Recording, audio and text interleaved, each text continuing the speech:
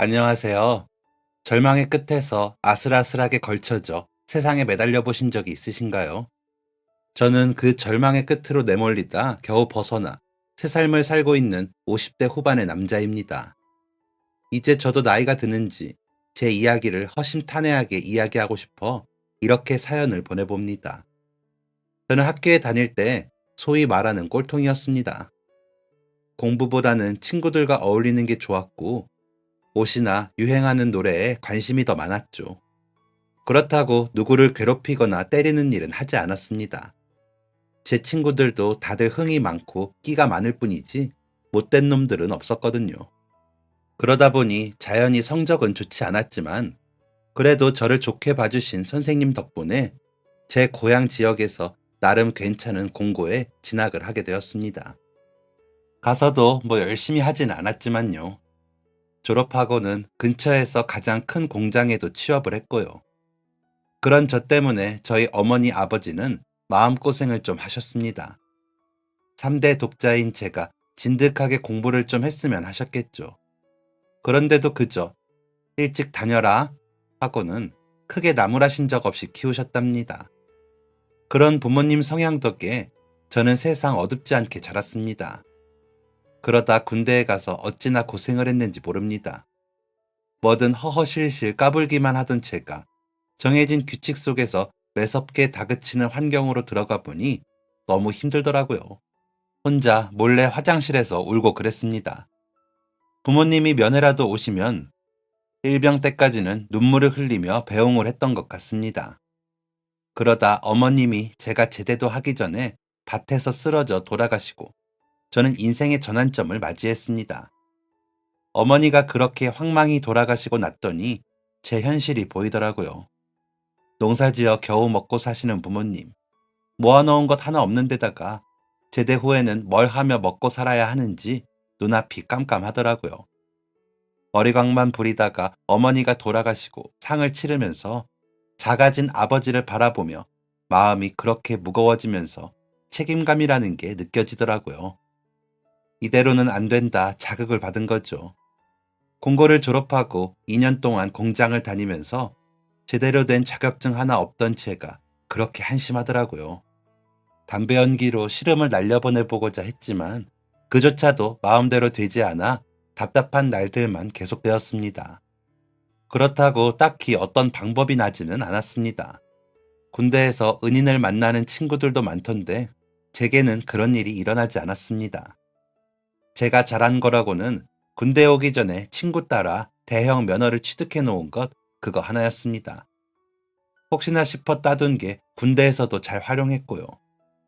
제대 직전까지 골머리만 앓다가 제대를 했습니다. 아버지는 제게 다시 공장에 들어가도 좋고 아버지랑 농사지어도 좋아.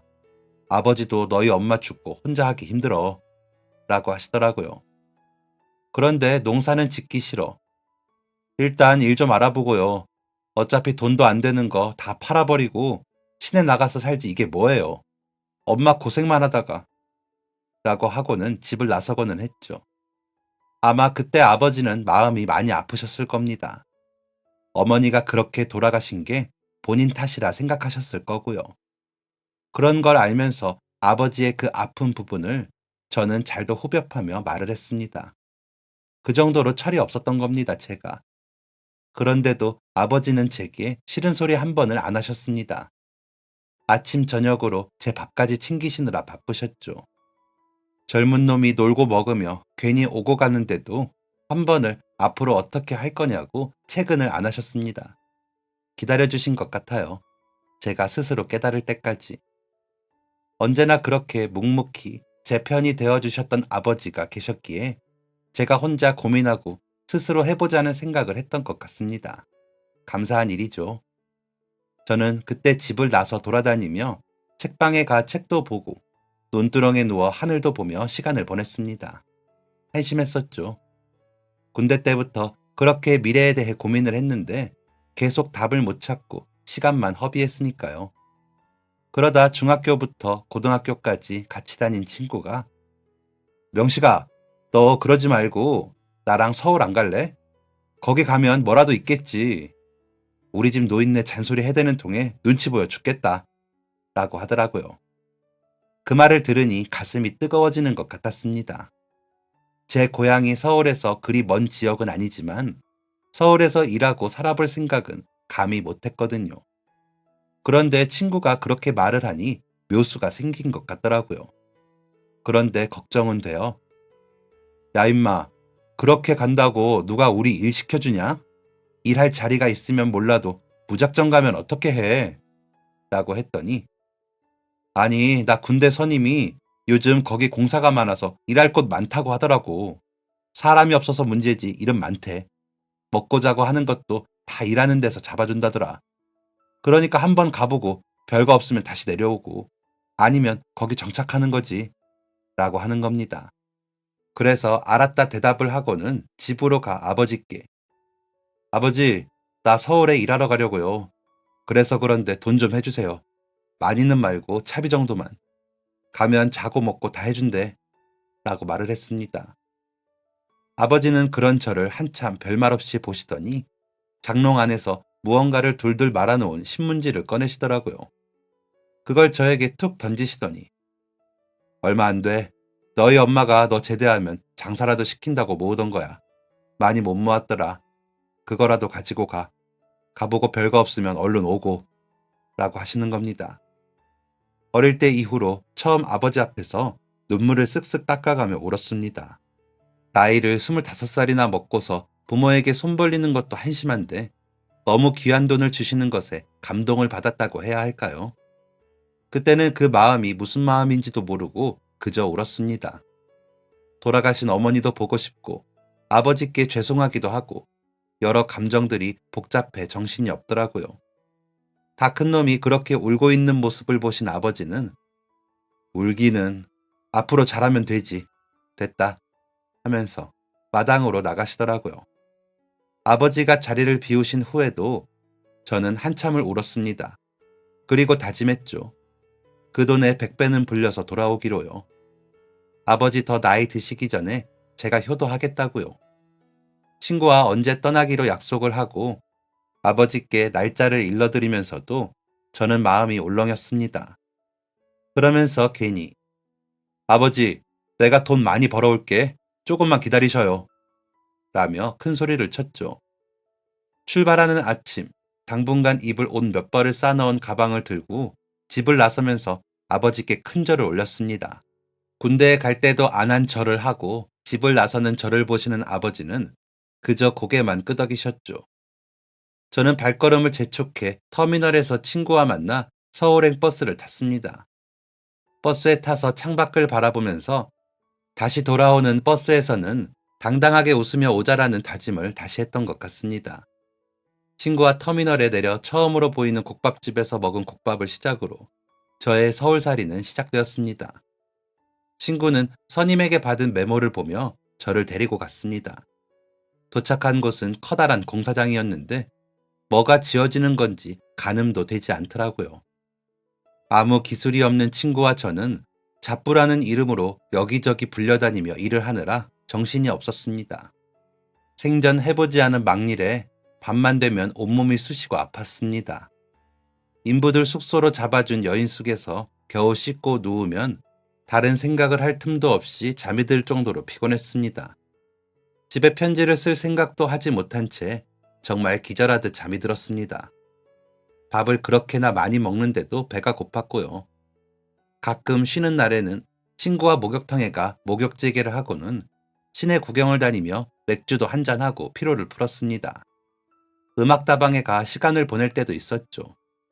못다한 문화생활을 그 하루에 다 하려니 쉬는 날도 피곤했습니다. 아버지께 전화를 하려면 옆집으로 해야 했는데 쉬는 날에는 그래도 빼먹지 않고 전화를 해서는 잘 지낸다 안부를 전했습니다. 일하는 날에는 너무 힘들어서 목소리에서 혹시나 힘든 게 티가 날까 싶어 전화도 못 하겠더라고요. 그런 제 마음을 아버지는 아시는 건지 모르시는 건지 그저 항상 밥 굶지 말어. 안 바쁠 때 왔다 가라 하시거나 하셨습니다. 그렇게 아버지와 전화를 끊고 나면 1시간 정도는 마음이 가라앉았습니다. 그리움인 건지는 몰랐지만 그때는 그랬습니다. 그렇게 시간은 흐르고 첫 명절이 되어 고향에 다니러 가게 되었습니다. 아버지 드릴 옷이랑 서울에서 유명한 빵이랑 전화기를 사서 가방에 담아 내려갔죠. 고향에 도착하니 그렇게 좋더라고요. 얼마나 반갑던지 집으로 향하는 발걸음이 날개가 달린 것 같았습니다. 길이 막혀 시간이 오래 걸렸지만 그래도 좋았습니다. 집에 도착해 보니 아버지는 혼자서 차례 준비를 다 하고 계셨더라고요. 어머니가 계실 때보다는 부족했지만 그래도 구색은 맞춰 두셨더라고요. 저는 가져간 선물들을 풀어놓고 전화 꼭 달라고 말을 하고는 아버지가 주셨던 돈 뭉치 그대로 다시 드렸습니다. 조금 썼다가 다시 채워놓고 드렸죠. 아버지는 가져가 하시는데 내가 일 때문에 지내는 데가 일정하지가 않은데 누가 훔쳐갈까봐 그래요. 아버지가 가지고 있다가 나중에 다시 줘요. 라고 했더니 그제야 받아드시더라고요. 그러시더니 그러지 말고 결혼을 하는 게 어떠냐? 이제 너도 나이가 찼고 건넌마을 박씨가 중매를 하겠다던데 라고 하시더라고요. 그런 아버지의 말 속에는 기대가 담겨 있었습니다. 갑작스러운 결혼 이야기에 놀랐지만 또 마음이 동하기도 하더라고요. 여기저기 떠도는 것도 지치고 살림을 차리면 좋을 것 같았거든요. 무책임했죠. 그저 외로운 제 마음만 생각을 했던 겁니다. 계속 철도 안 들고 이기적이었죠. 명절이 끝나고 서울로 올라가기 전 저는 서둘러 박씨 아저씨가 추진한 선을 봤습니다. 박씨 아저씨의 처조카인데 부모가 어릴 때 다 돌아가셔서 고모네 집에서 자랐다고 하더라고요. 손이 야무져 살림을 잘하고 고등학교까지는 나와 회사도 다니고 있다는 이야기를 듣고 나간 자리에는 수줍게 눈을 내리깔고 있는 고운 아가씨가 앉아 있었습니다. 젊은 아가씨가 화장도 수수하고 멋도 내지 않은 게 술 마시러 시내에 가서 보던 여자들의 모습이 아니라 한눈에 마음에 들었습니다. 저희끼리 대화를 나눌 때에도 서울에서 일 다니시려면 혼자 힘드시겠어요. 라며 차분히 말하는 모습이 예쁘더라고요. 사실 여자와는 초등학교 짝 이후에 말을 해본 경험이 별로 없었기에 선자리가 굉장히 어색했습니다. 게다가 일한다고 바빠 결혼이나 연애는 생각도 안 했을 때여서 여자 근처에 갈 일이 없다고 생각했죠. 그런데 막상 선을 보고 보니 그 여자가 고와 보였습니다. 서울에서 지나다니며 본 여자들과는 다른 풋풋하고 단정한 이미지가 좋았습니다. 첫눈에 반한 거죠. 하지만 집도 절도 없는 놈이 덜컥 결혼을 할 수는 없는 노릇이었습니다. 그래서 서울에서 가장 방값이 싸다는 동네에서도 꼭대기 언덕에 있는 집의 한켠에 방을 얻었습니다. 방 한 칸에 연탄 보일러가 있는 부엌이 딸려있는 방이었죠. 화장실은 마당 끝에 있는 공용 화장실을 쓰는 집이었는데도 저는 뿌듯했습니다. 서울에 올라와 처음 제 보금자리가 생긴 거니까요. 제대로 된 서랍이나 장도 놓을 수 없었고 이부자리 펴고 두 사람이 누우면 꽉 차는 방이었지만 아내와 저는 행복했습니다. 고향의 절에서 결혼식을 올리고 신혼여행도 없이 저를 따라 서울로 온 아내는 일주일인가 지나자 공장에 취직을 했다며 이제 나도 같이 버니까 우리 부지런히 모아서 얼른 집 사요 하면서 배시시 웃었습니다.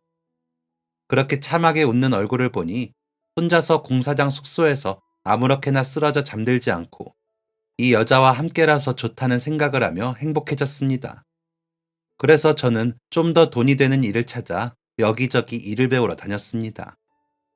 그렇게 저는 공사장 잡부에서 공사장에 자재나 모래를 실어 나르는 덤프 트럭을 배우게 되었습니다.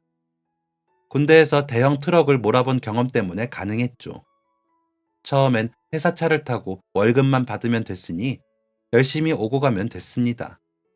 그런데 차를 구입해 운영을 하면 좀 더 많은 일을 할 수 있고 일하는 만큼 제 수입이 된다는 소리에 차를 구매해야 하나 고민이 되더군요. 아내가 임신을 했다는 소리를 했거든요. 배가 부르면 아내가 더 이상 공장도 못 다닐 텐데 아이까지 키우려면 집도 넓혀 가야 하고 돈도 더 들어가겠다는 생각을 하니 조바심이 나더라고요. 하지만 차값이 한두 푼이 아니니 고민스러웠습니다. 그런 제게 아내는 아직 임신한 티도 안 나고 다행히 입덧도 없으니 좀 더 일을 다닐 수 있어요. 고민하지 말고 해봐요. 라며 제게 힘을 주더군요.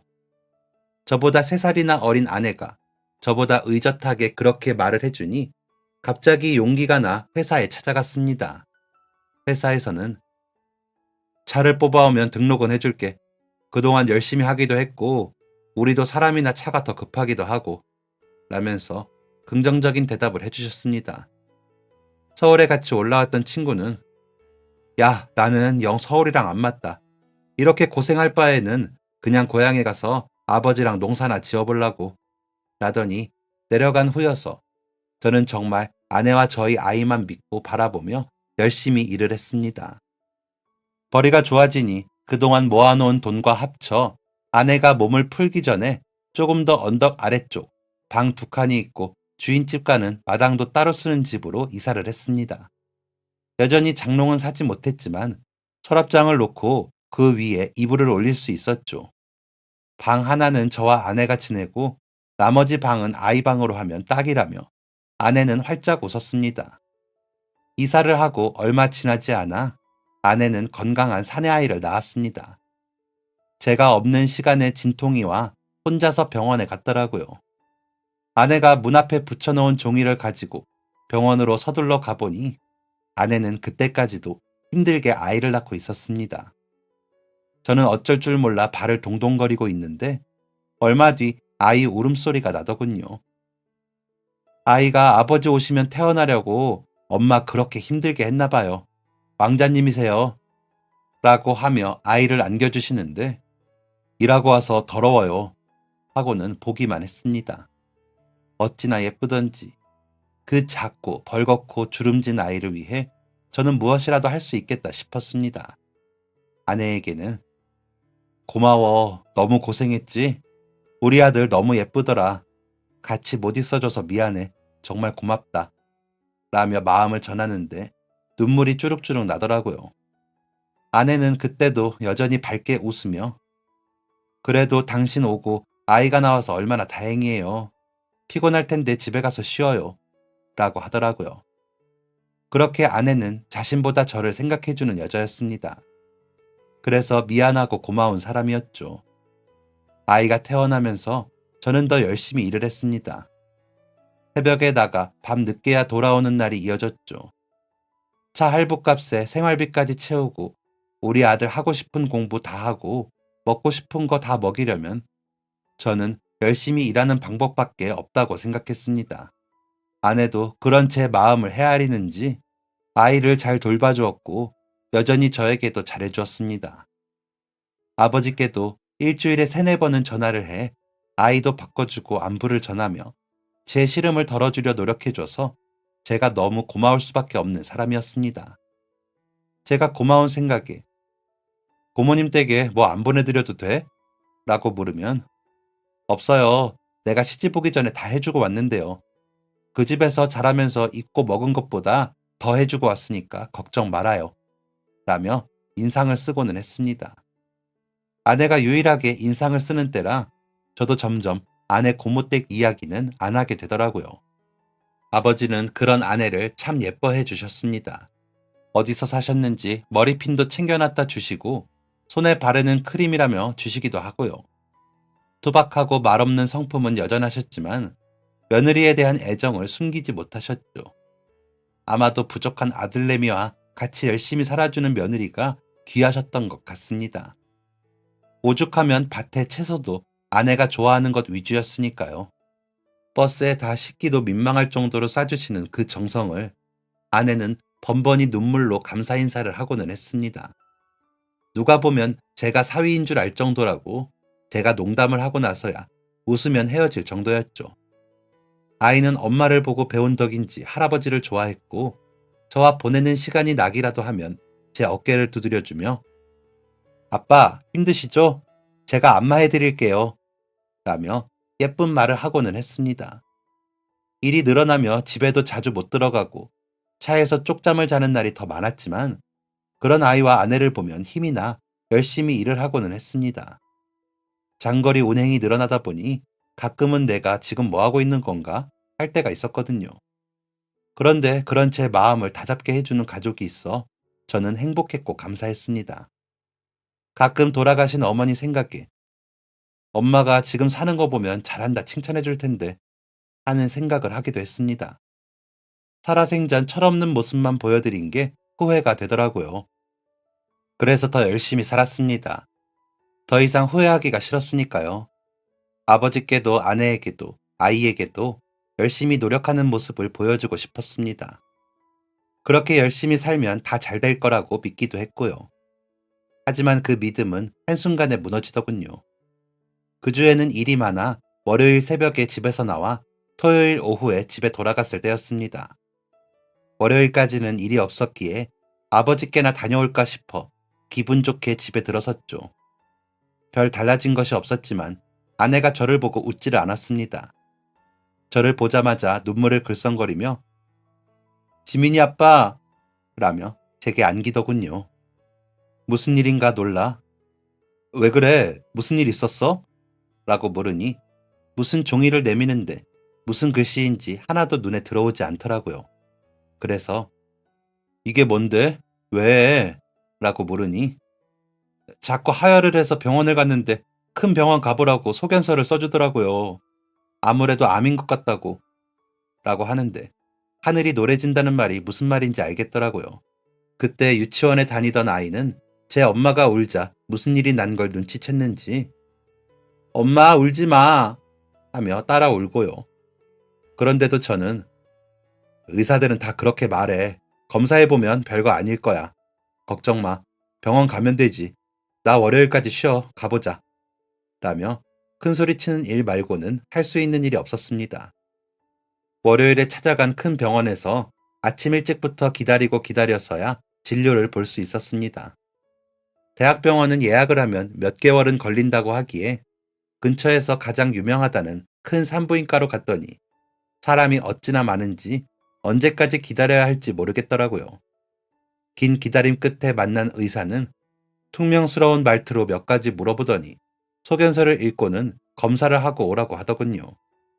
우리는 한시가 급한데 그 사람들은 이거 해라 저거 해라 어찌나 뜸을 들이던지 애가 탔습니다. 검사 결과가 나오려면 일주일에서 열흘은 걸린다며 집에 가서 기다리라는데 아이만 곁에 없었어도 저는 그 의사와 싸우고 싶은 마음이었습니다. 아내는 겨우 웃어 보였지만 마음이 복잡한 게 눈에 보이더라고요. 저라도 웃자 싶어. 괜찮을 거야. 뭐라도 안 좋은 게 있었으면 의사들도 바로 귀뜸을 했겠지. 걱정하지 마. 라며 애써 씩씩한 척 웃어 보였습니다. 아이는 그런 책에 매달리며 아빠, 엄마 이제 안 아파? 라며 웃는데 그럼 다 나으실 거야. 라고 대답해 버렸습니다. 아내는 그런 저희 부자를 보고 겨우 웃더군요. 하지만 저희 가족의 바람과는 달리 아내는 자궁에 암이 자라고 있었고 이미 상당히 진행이 되어 일단 수술은 해보지만 그 결과는 장담을 못한다며 대학병원으로 가라고 하더군요. 응급실로 갈 수 있게 소견서를 써주겠다면서요. 구급차를 타고 대학병원으로 간 아내는 입원을 하고 다시 검사를 받았습니다. 아버지께 사정을 말씀드리고 아이를 좀 부탁드렸더니 아버지는 막차를 타고 올라오셨더라고요. 아이와 아버지를 집으로 보내고 저와 아내의 병원 생활이 시작되었습니다.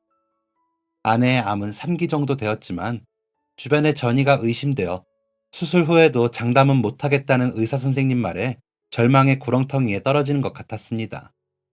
아내는 처음에는 눈물을 흘리며 힘들어했지만 이내 저를 달래며 지민이 아빠, 내가 우리 부모님 돌아가시고 고문에 살면서 그렇게 구박을 받아도 끄떡도 안 한 사람이에요.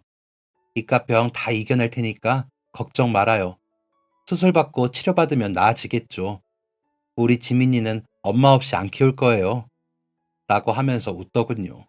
그래서 그래, 우리 성주는 꼭 다 나아서 우리 지민이랑 나랑 더 행복하게 살 거야. 그치? 라며 겨우 같이 웃었습니다. 아내는 수술을 받았지만 주변에 전이가 많아 아직 다 제거를 하지는 못했다고 하셨습니다. 추후에 항암 치료를 해보고 상황을 봐야 할 것 같다며 비관적인 태도의 의사 선생님의 모습에 저희 부부는 눈물만 흘릴 뿐이었습니다. 그래서인지 수술이 끝나고 면회가 되는 시기가 될 때까지 아이를 만나지 못하는 걸 제일 힘들어하던 아내는 아이를 만나는 날이 되어서야 전처럼 웃더라고요. 그 사이 아이를 데리고 고향에 다녀오신 아버지는 제게 돈뭉치를 주시며 시골의 땅 다 팔았다. 병원비 하라고. 집은 혹시 몰라 뒀는데 그것도 내놓을까? 라고 하시는데 저는 고개를 끄덕였습니다. 돈도 필요했고 아이를 맡길 것도 필요했습니다. 저희가 모아놓은 돈으로 얼마나 생활이 될지 장담을 못하는 상황이었거든요. 차 할부금은 아직도 한참이나 남았는데 당장에 아내 병수발을 들어야 하니 일을 못하고 그 차가 없으면 또 저희는 벌이가 없는 것이니까요. 그래서 아버지, 그냥 이제 우리랑 서울에서 살자. 지민이 엄마 퇴원해도 한동안 아이한테 신경 못 쓸 것 같아. 다 정리하고 오셔서 저희랑 지내요. 라고 했습니다. 아버지는 더 이상 말씀도 없이 고개를 끄덕이시더니 고향의 집이며 남은 땅이며 다 정리를 하시고 그 돈을 저에게 다 주셨습니다. 하지만 그 돈도 부족해지더군요. 아내의 항암 치료는 한참 남았는데 다른 생활에도 돈을 쓰다 보니 돈은 점점 줄었습니다. 아이는 그 사이 유치원을 졸업하고 학교에 입학을 했습니다. 아내는 아이가 혹시나 엄마가 아파 기가 죽을까 무리를 해서 입학식을 보러 갔고요. 그 바람에 감기에 걸려 한참을 고생했지만 우리 지민이가 제일 잘생겼더라. 키만 조금 더 크면 좋은데 하며 웃던 아내는 아이가 여름방학이 되기 전에 하늘나라로 가버렸습니다. 아직 한참 남은 항암 치료를 다 받지도 못하고 꿈을 꾸듯 조용히 잠이 든 채로 갔습니다. 전날 밤에 아이에게 방학하면 엄마랑 수영장 갈까? 라고 해놓고 말이죠. 아이는 엄마의 그 약속을 믿고 수영장에서 노는 그림을 그려 보여주면서 엄마, 우리 이렇게 수영하고 놀 거야? 하며 좋아했는데 그렇게 사라지듯 아내는 우리 곁을 떠났습니다. 장례를 어떻게 치렀는지도 기억도 나지 않습니다. 그저 아이를 안고 울기만 했던 것 같습니다. 고향 땅 어머니 곁에 아내를 뿌려주면서도 실감이 나지 않아 이렇게 해줬다고 집에 가서 지민이 엄마한테 말해야지 라고 혼잣말을 할 정도였습니다.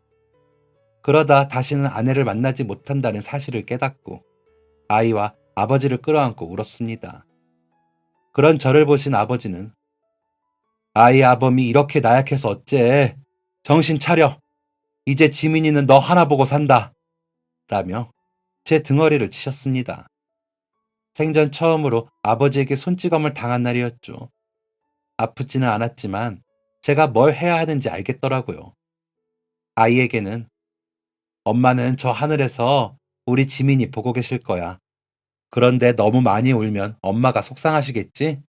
이제 아빠랑 할아버지랑 지민이랑 엄마한테 걱정 말라고 하고 열심히 지내자. 알았지? 라고 하면서도 저는 울었습니다. 그렇게 아내의 장례가 끝나고 이튿날부터 저는 일을 다시 나갔습니다. 아내 병원비를 갚기도 해야 했고 차 할부도 내야 하고 아이 학교도 보내야 했으니까요. 아버지는 제대 후 어머니를 대신해 저를 먹이셨던 것처럼 묵묵히 아이 곁을 지켜주셨습니다. 그 덕분에 저는 장거리 운행을 계속할 수 있었습니다. 아버지의 돈은 다 써버렸으니 갚아드리기도 해야 했기에 저는 전보다 더 오래 걸리는 일들도 맡아 다녔습니다. 열흘에 한 번 집에 들러보면 아이는 여전히 열심히 공부했고 잘 지내는 것처럼 보였습니다. 물론 아내가 있을 때만큼은 아니었지만 그래도 아버지가 잘해주시더군요. 그래서 믿고 일단 진빚부터 갚을 생각에 열심히 일만 했습니다. 차의 뒷자리에 쪼그려 쪽잠을 자면서도 그 생각 하나만으로 버텼습니다. 그래야 살겠더라고요. 몸이 고단해야 살겠더라고요.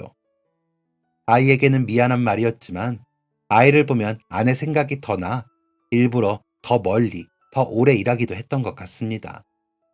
너무 그립고 못한 것만 생각이 나 견딜기가 힘들더라고요. 하지만 그건 제 아버지의 희생이 있었기에 가능했던 것이었습니다. 오랜만에 집에 가 아이와 그간에 어떻게 지냈는지 대화를 하고 있는데 부엌에서 음식을 차리시던 아버지가 아이쿠 하시는 소리가 들렸습니다. 그러더니 이내 쿵 하며 무언가 크게 떨어지는 소리가 나더군요. 그래서 서둘러 부엌으로 가보니 아버지가 부엌 바닥에 쓰러져 부들부들 떨고 계신 겁니다. 구급차를 타고 서둘러 근처의 병원으로 향했습니다. 이리저리 검사를 해야 한다며 아버지를 침대에 눕혀 끌고 다니더라고요. 아이는 제 엄마 병원에 갔던 게 기억이 났는지 훌쩍훌쩍 울기만 하더라고요. 그런 아이를 품에 안고 있는 저도 불안한 건 마찬가지였습니다. 의사 선생님께서는 뇌경색으로 인한 신체 장애가 나타나 쓰러지신 겁니다. 다행히 늦지 않으셨고 뇌경색 부위는 수술을 하지 않고 약물 치료를 하면서 지켜봐야 할 것 같아요. 물론 상황이 좋지만은 않은데요. 그래도 치료를 하면서 좋아지기를 기대해보는 수밖에 없을 것 같네요. 라고 하시더라고요. 그렇게 되고 나니 저는 또 병원에 아침 저녁으로 오고 가야 했습니다. 아이는 학교에 갔다가 집에 와 있다가 병원에 갔다 온 제가 챙긴 밥을 먹고 숙제를 했고 저는 그제야 다시 아버지를 보러 병원에 가고는 했습니다.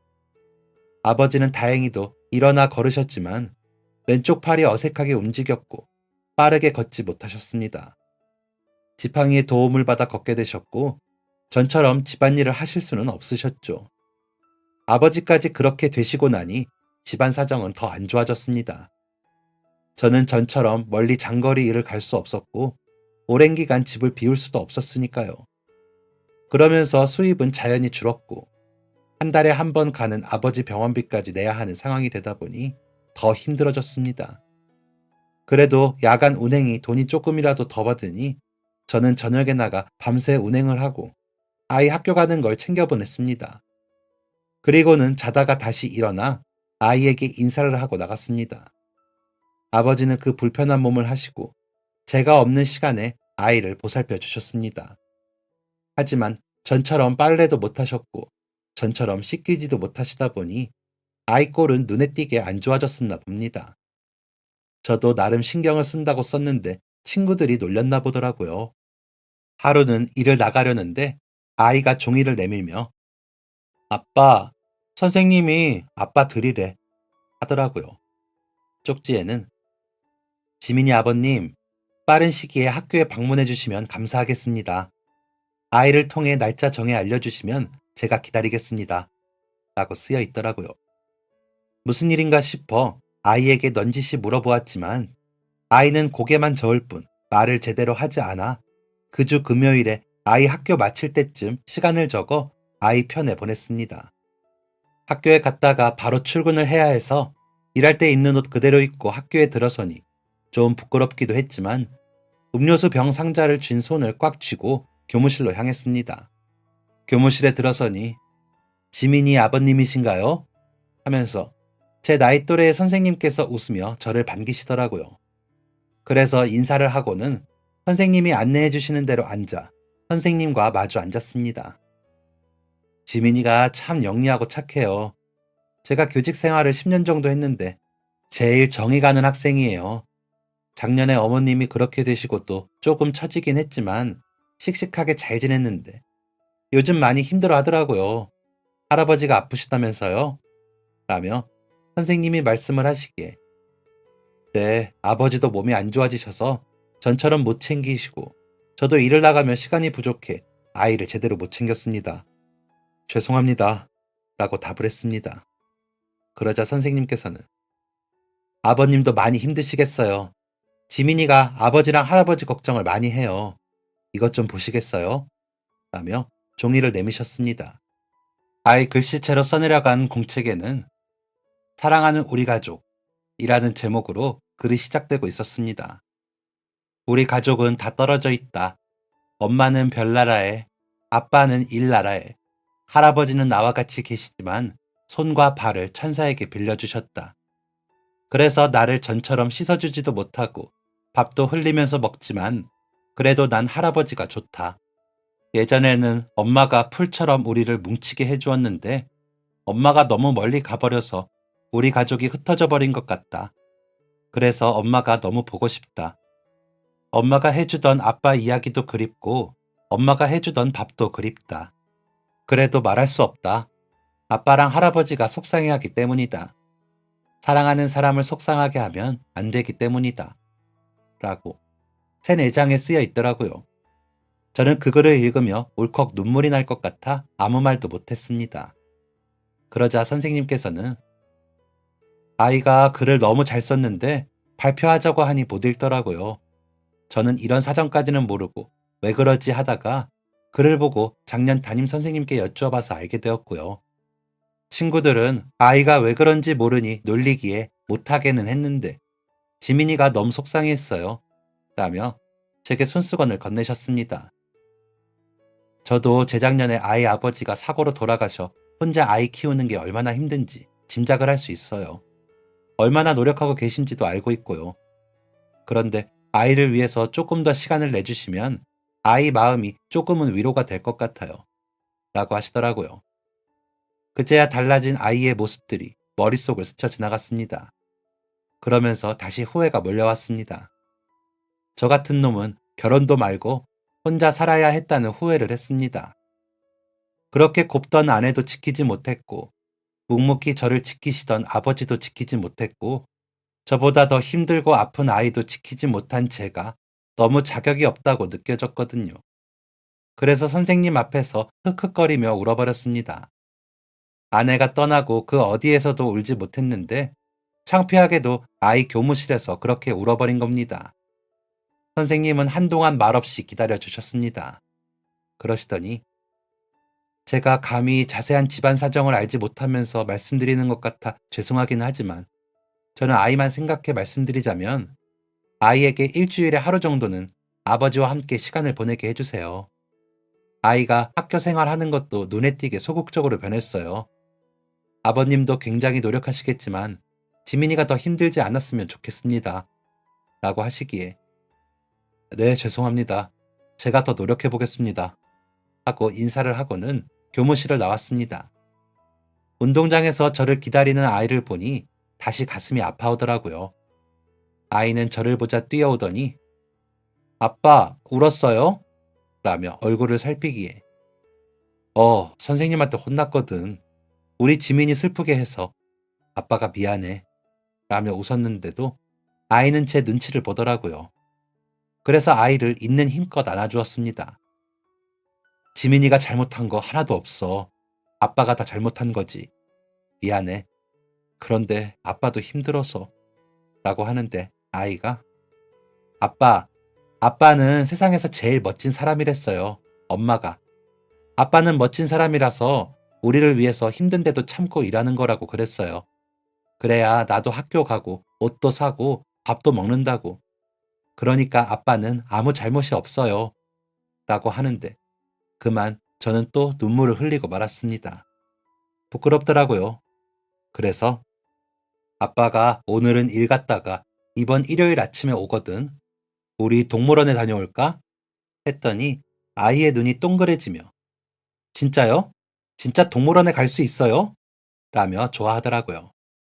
자리에서 콩콩 뛰는 흉내를 내며 웃는 아이의 얼굴이 예뻤습니다.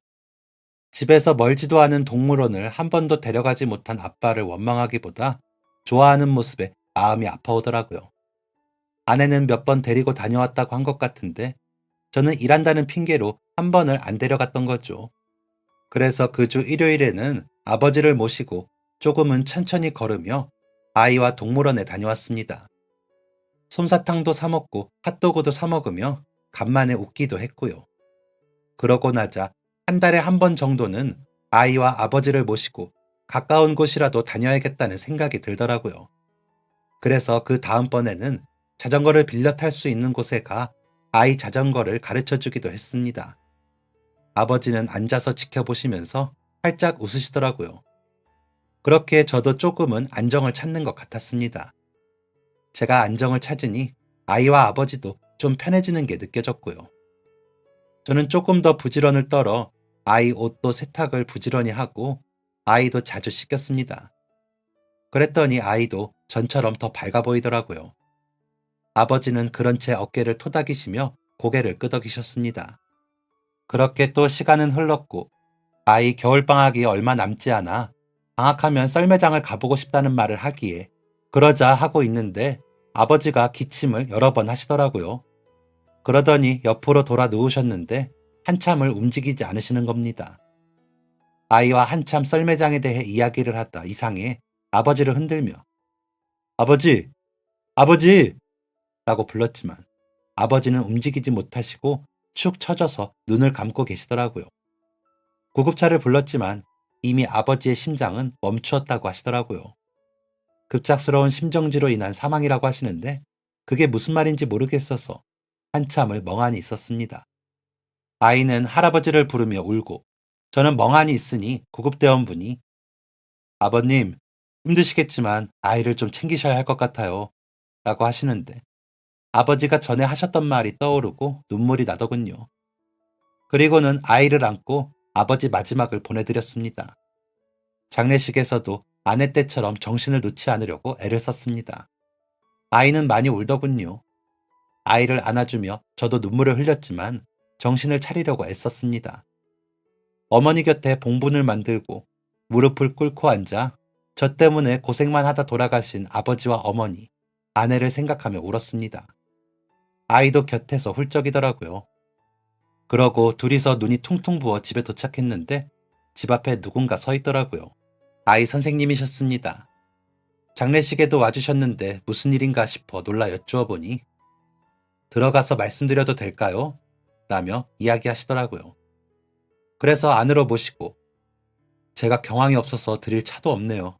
라고 하자 아버님, 곧 지민이 학교 방학인데 갑작스럽게 할아버지가 돌아가셔서 아이가 혼자 지내야 할 것 같다 걱정이 돼서 왔습니다. 제가 주제 넘은 말을 하는 것일 수도 있지만 저도 지민이만한 아이를 키우고 있다 보니 그냥 지나칠 수가 없어서요. 방학 동안 아이를 저희 집에 맡기시고 아버님이 시간 되실 때 데리러 오시는 게 어떠세요? 라고 하시는 겁니다. 갑작스럽고 정신이 없는 와중에도 선생님의 제안은 감사한 일이었지만 그렇게 민폐를 끼칠 수는 없어.